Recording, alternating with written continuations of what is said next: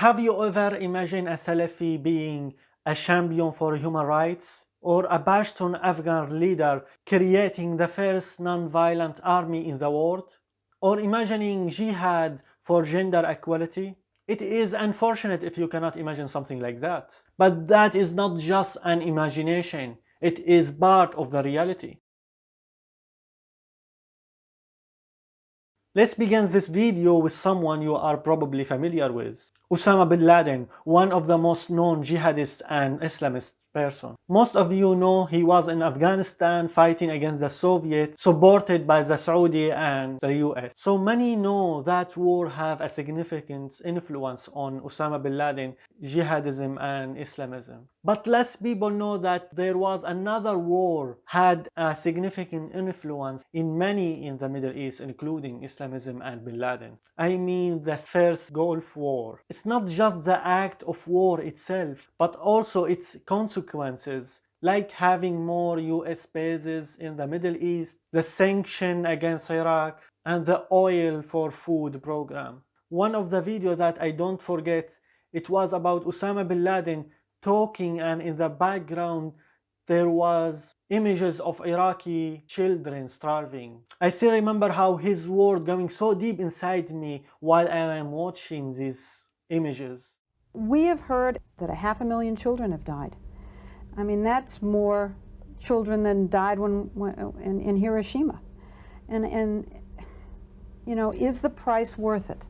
I think this is a very hard choice, but we think the price is worth it. And one of these person who gets influence of this war was Abdullah al-Hamid, who until that time he was mainly working in academia teaching Arabic literature. But after the war, the gap between al-Hamid and Bin Laden from one side and the Saudi regime from other side gets bigger. And both was soon going to create very similar and very different movement. Both guys recognize similar big problems and injustice in the Arabic world, like corruption, mismanagement, poor education, weak industry and technology, poverty and violated sovereignty. And they both criticized the Arabic regime. They saw them as corrupt regime that did not achieve prosperity, nor they achieved the people's aspiration, nor they could protect the sovereignty of the country. They took and maintained their power by force and by allying themselves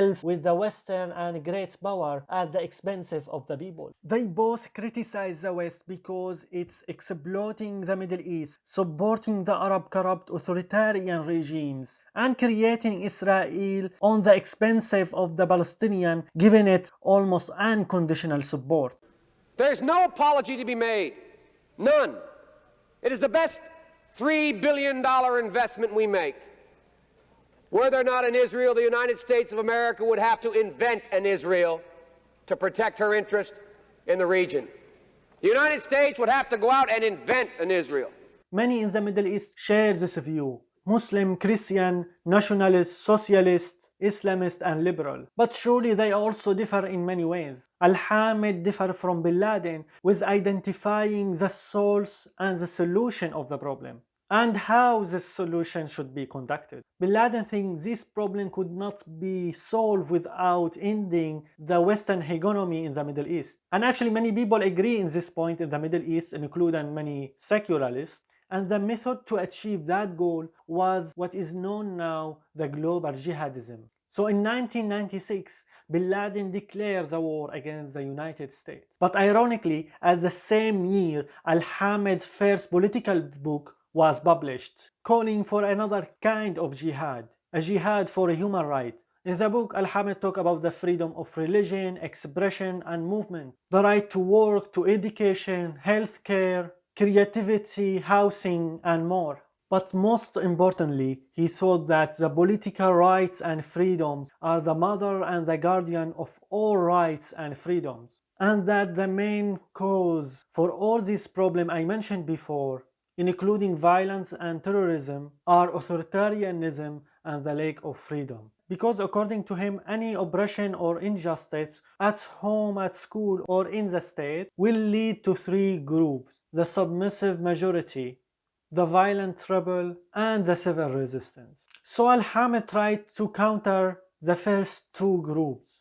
the submissive, or what in the West usually called the political quietists, because he thinks they reduce Islam to just some spiritual aspects and some worshipping acts like praying, marginalizing or even criminalizing the political aspect of Islam. That political aspect called for human rights, shura and qawamat al-ummah. The last two terms are defined differently by different scholars, but in the Hamid case, shura is very much similar to democracy, and qawamat al-ummah is very much similar to the people sovereignty. For him, that is not just something marginal, it is part of aqidah, the fundamental part of the Islamic belief. This is why any regime or system that doesn't work to guarantee human rights and shura are not Islamic, including the Saudi regime. He also tried to counter the violent rebel, like Bin Laden and Al-Qaeda.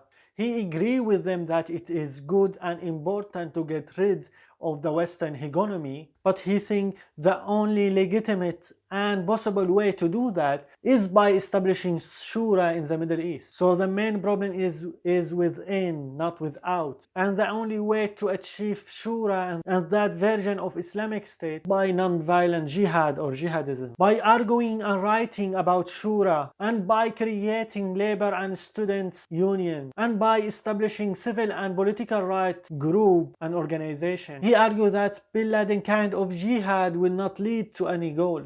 But even if it would achieve that goal, it is not consistent with Sharia. The Western violation and crime does not justify another crime and violation. This is why he always tried to call young people to join him in this jihad for human rights in non-violent way. Al-Hamid was a real jihadist. He was fired from his work 1993 and he was in prison 6 times, but nothing could silence him and nothing could weaken him. The last time he gets in prison was in 2013, and this time he died in that prison in 2020. He lived as a mujahid and he died as a martyr, inspiring people by his life and by his death. As Lina Ma'louf described him, he was a fearless champion for human rights. Al-Hamid was a role model, not just for Islamists, but also non-Islamists. Jamal Khashoggi, for example, asked every Saudi to read his work, and he worked side by side with Islamists and non-Islamists, like when he founded with others the Saudi Civil and Political Rights Association. One of the people who joined that association later on was Walid Abul Khair, who is a liberal, but at the same time he saw Al-Hamid as a hero and a role model that inspired him to join the struggle for human rights in Saudi Arabia. This is why when he gets the Swedish Olof Palme Award, Walid Abul Khair bestowed the award upon Abdullah Al-Hamid. Another aspect I want to highlight that there is a common belief in the West and elsewhere saying that Sufism is okay. They have nice music and dance and they are not radical, but Salafism is bad and radical and extreme. And I want to say it's not simple like that. Al-Hamid is kind of Salafi and he mainly referred to the Quran and the Sunnah to build his arguments. But sometimes he also referred to Ibn Taymiyyah, and Ibn Taymiyyah is considered by many as a source of the Salafi extremism and terrorism. So it's very interesting to see Al-Hamid using Ibn Taymiyyah arguing for shura, human rights, and even the freedom of religion.